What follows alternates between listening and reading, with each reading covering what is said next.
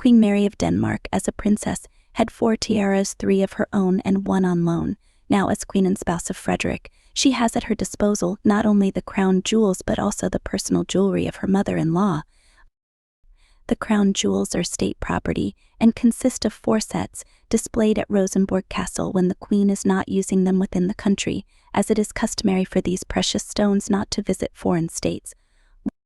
The history of the collection dates back to Queen Sophie Magdalene, the wife of Christian VI, who created it and stipulated that after her death in 1746, her treasures would not be inherited by a specific person but would always be at the disposal of the reigning queen, arguing that there are very few treasures in this royal house and no hereditary treasures.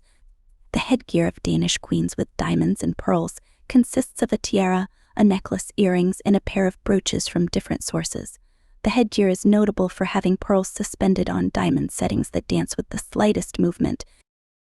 According to Bjornstine Jensen's book on the Danish royal treasury, Princess Louise of Prussia received a tiara and a button-shaped brooch when she married Prince Frederick of the Netherlands in 1825.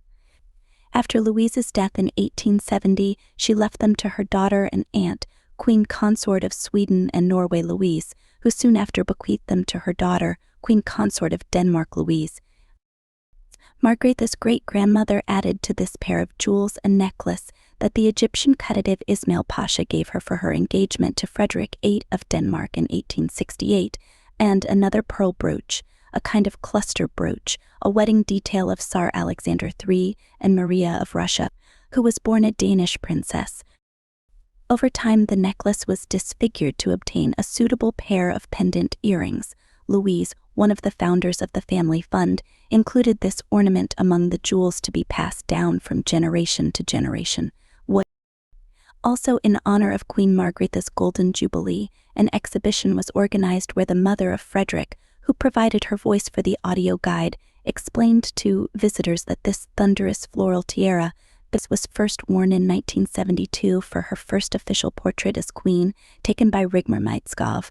Over time, it became the most iconic headgear of Mary's mother-in-law. When I have to go all out, I use this set. It's the most beautiful of all, she said in an interview. The floral tiara, belonging to the Danish tenor Laurits Melchior, according to Queen Margrethe herself, consists of 3 parts. My father found it shortly before my wedding, then the crown princess married Henri de Laborde de Montpezat in 1967. My mother wore it at my wedding. It was attached to a stand, so it went around the head, not staying in front like many tiaras. For this reason, Daisy, as she is called by close friends, decided to remodel it in the 1980s. We got rid of the base it was attached to so that the 3 parts could be used differently. That's what makes it special. I really like it. It can change so much, she said. The 3 ornaments, now standing separately, are made of diamonds, minerals that the queen, retaining the title but not the profession, finds serious but at the same time effervescent. Look at how they sparkle.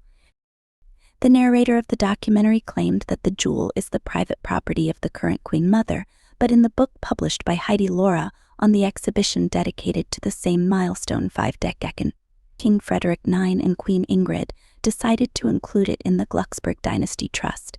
Margaret, the owner of a private collection of elaborate hair ornaments, distinguished herself with this floral tiara at her eldest son's wedding and at her second son's first wedding, Prince Joachim.